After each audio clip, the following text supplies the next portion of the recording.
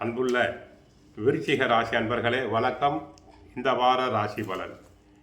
விருச்சிக ராசினருக்கு ராசியில் புதன், 2 சூரியன், செவ்வாய், சுக்கிரன், சந்திரன், 4 ராகு பகவான், 5 சனி, அஷ்டமத்தில் குரு வக்கிரம், 10 கேது. ராசியில் புதன் 2 சுக்கிரன் சஞ்சரிப்பது சாதகமான அமைப்பு என்பதால் எதையும் எதிர்கொள்ளக்கூடிய பலம் உண்டாகும்.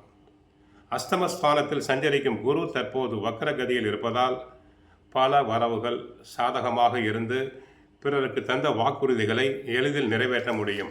உங்கள் ராசிக்கு 2 சூரியனும் செவ்வாயும் சஞ்சரிப்பதால் பேச்சில் சூடு பறக்கும், அனல் கொதிக்கும். பேச்சில் சற்று பொறுமை தேவை. வீண் வாக்குவாதங்களை தவிர்ப்பது மிகவும் நல்லது. ஒரு சிலருக்கு வயிறு சம்பந்தப்பட்ட பாதிப்புகள் ஏற்படலாம் என்பதால் உணவு விஷயத்தில் சற்று கட்டுப்பாடு தேவை. தொழில் வியாபாரத்தில் சூழ்நிலையை புரிந்து நடந்து கொண்டால் போட்ட முதலை எடுக்கக்கூடிய வாய்ப்பு உண்டு. தொழில் தொடர்பான முக்கிய விஷயங்களை பொது வெளியில் பேசாமல் இருப்பது நல்லது. சிலர் வேலையாட்களை அனுசரித்து செல்வதன் மூலமாக ஆதாயங்களை பெறலாம்.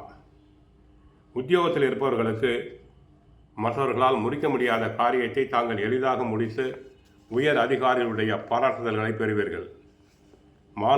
மாணவியர்கள் படிப்பில் சிறப்பாக செயல்பட்டு நல்ல மதிப்பெண்களை பெறுவர். போட்டித் தேர்வுகளில் வெற்றி பெறுவர். சிலர் உயர்கல்விக்காக அயல் நாடுகள், அயல் மாநிலங்கள் சென்று வரலாம். அடுத்து 2 இருக்கக்கூடிய சுக்கிரன் தங்களுக்கு நன்மை செய்வார். 8ஆம் இடத்துக்கு குரு வக்கரமாக சென்றால் கூட அஷ்டம தோஷம் பெரிய அளவில் பாதிக்காது. அவருடைய பார்வை உங்கள் தன குடும்ப ஸ்தானத்தில் விழுவதால் பொருளாதார மேன்மை உண்டு. புதிய பொறுப்புகள் தேடி வரும். சுப செய்திகள் காதில் விழும். மற்றவர்கள் உதவியோடு சில காரியங்களை செய்வீர்கள். சிலர் ஆன்மீக பயணம் மேற்கொள்ள வாய்ப்புண்டு. சூரியன் ராசிக்கு 2 இருப்பதால் உடல் சூடாகவே இருக்கும். சூடான வார்த்தைகள் வெளிப்படும். பேச்சில் கவனம். வீண் வாக்குவாதங்களை வளர்த்து நிம்மதி இழக்க வேண்டாம். 2 உஷ்ண கிரகங்களும் சூரியனும் செவ்வாயும் இணைந்து இருப்பதால் மிக மிக கவனம் தேவை. குடும்பத்திலும் ஒற்றுமை தேவை.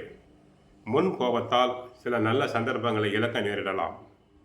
குழந்தைகளிடம் கவனமாக நடந்து கொள்ளுங்கள். ஆக பண வகையில் திட்டமிட்டு செயல்படுங்கள். அனாவசிய செலவுகளை தவிர்க்க பார்க்குதல் வேண்டும். அடிவயிறு முதல் பாதம் வரையிலான உறுப்பு உபாதைகள் வரலாம். கவனம் தேவை. கோவிலுக்கு சென்றால் முருகனை வழிபடுங்கள். வாழ்க வளமுடன். மங்களம் உண்டாகட்டும்.